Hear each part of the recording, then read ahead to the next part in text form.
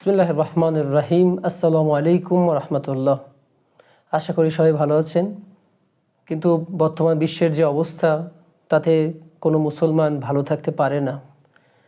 কারণ আমরা দেখতে পাচ্ছি যে ইসরায়েল আবারও আমাদের মাজলুম ভাই ও বোনদের উপরে গাজায় হামলা করেছে এবং সেখানে 500-র অধিক আমাদের মুসলিম ভাই বোন শহীদ হয়েছেন এবং তার মধ্যে 110 জনের অধিক শুধু শিশু রয়েছে। কিন্তু আফসোসের বিষয় হচ্ছে এটা যে আরব দেশগুলো একেবারেই চুপ এবং বেশ কিছু নামধারী মুসলিম দেশ রয়েছে যারা মুখে অনেক কথা বলছে, কিন্তু তলে তলে তারা সমস্ত কূটনৈতিক সম্পর্ক বজায় রাখার পাশাপাশি তারা বিভিন্ন ব্যবসা বাণিজ্য ইসরায়েলের সাথে লিপ্ত।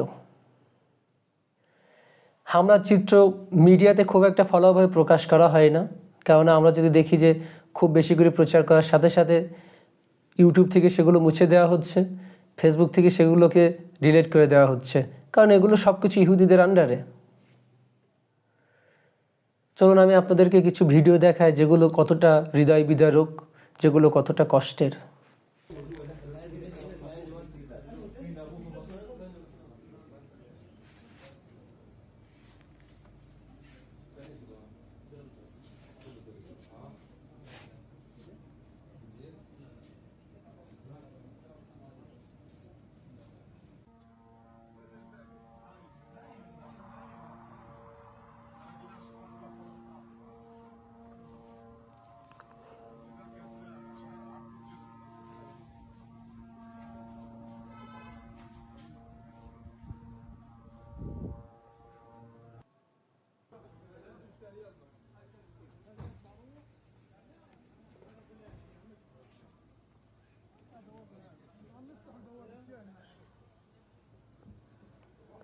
এই হচ্ছে বর্তমান ফিলিস্তিনের অবস্থা।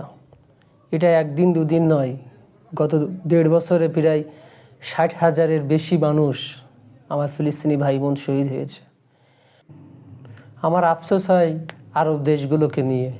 তারা কিভাবে সম্ভব, তারা কিভাবে ঘুমায় যখন আমার মুসলিম ভাই বোন তাদের উপর এভাবে জুলুম করা হচ্ছে, যখন তারা এভাবে শহীদ হয়ে যাচ্ছে দিনের পর দিন।